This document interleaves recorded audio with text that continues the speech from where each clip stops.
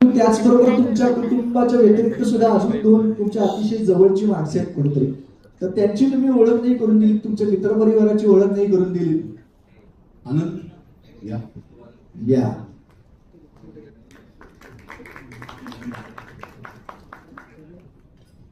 आणि याची बायको आणि हे दोघं माझे लहानपणापासूनचे मित्र, त्यामुळे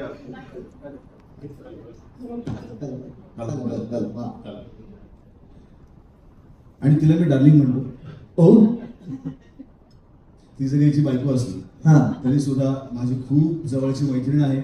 आनंद तितकाच जवळचा मित्र आहे आणि हे दोघं माझ्या बरोबर प्रत्येक गोष्टीत आहे.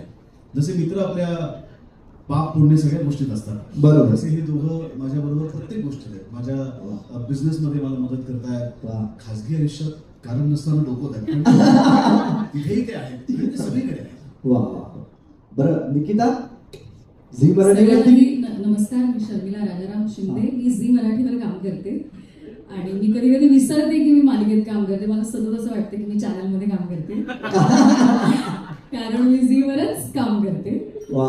तर पुन्हा एकदा झी वर काम करते. हो, तेच मी तुला म्हणणार होतो. आता मी पहिल्यांदा झी वरती काम करताना तुला कसं वाटतंय? बरं दडपण आलंय तुला, असं वाटतंय? चेहरा तेवढंच राहिलं.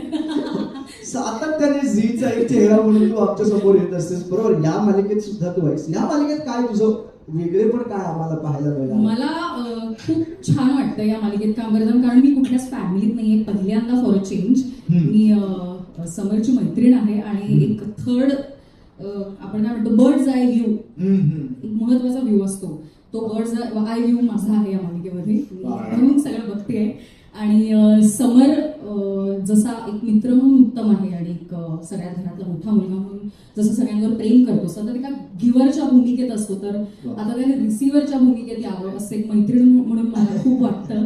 म्हणून त्याने लग्न करावं म्हणून मुलगी बघणं, त्याच्या मागे लागणं, हे सगळं आमचं सुरू आहे.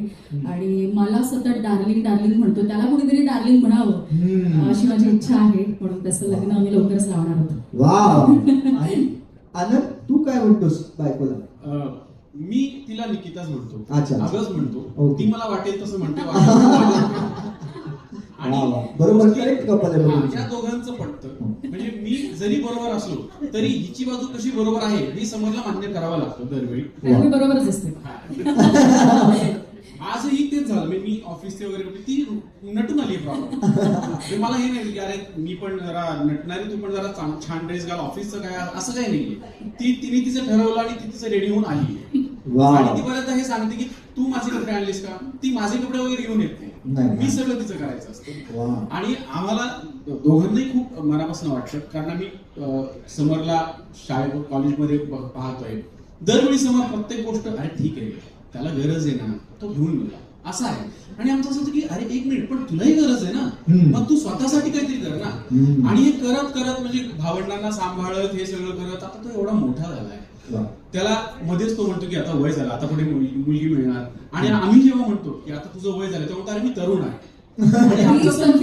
त्याला क्लॅरिटी यावी आयुष्यात, म्हणूनच आम्ही प्रयत्न करतोय की नाही मिळेल, एखादी मुलगी मिळेल. आणि आम्ही सतत प्रयत्न करतोय की कुठली ना कुठली तरी मुलीशी भेट घालून द्यावी. कधीतरी अशी धडक झाली तर असं की हा हीच हीच हीच, आणि तू तिला झिडकावून बाजूला जातो. तोंडाने घरी घरी काकूंनी आठवण काढली, काकूंचा फोन आला, एवढं सगळं तर चाललेलं असतं. सो असं आहे, आम्ही प्रयत्न करणार आहोत. आम्ही काही त्याला शेवटपर्यंत सोडणार नाही, तसं लग्न लावूनच सोडणार. कारण काय आहे, आम्ही ऍक्च्युली दोघं जण प्रॅक्टिकल दाखवत असतो त्याला. हा, लग्न झाल्यावर का करावं, कधीतरी का करू नये असं त्याला वाटतं, पण आम्ही परत सुधारतो. आणि सॉरी, मला पण हे सांगायचंय की मी मुंबईत आल्यावर माझा पहिला शो मी झी मराठी बरोबर केला होता. त्यामुळे मी खूप जास्त आनंदी आहे या गोष्टीसाठी की मी परत एकदा मला झी मराठीवर काम करायची संधी मिळते. मजा तर येणार आहे. वा वा. आणि हे खरंच आहे, झी सहजासहजी असं त्यांच्या आवडत्या लोकांना सोडत नाही, त्यांना पुन्हा पुन्हा बोलवून काम करत ठेवूच त्यांच्या बरोबर. बरोबर की नाही शर्मिला?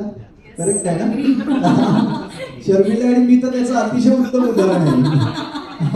हो, किशोरी पण आहे त्याच्यामध्ये. हो, काही असेल ते अगदी म्हणजे कधीतरी कोणाच्या पार्श्वभूमीलाही आम्हाला बोलवतील, इतका आमच्याकडे त्यांचं वा.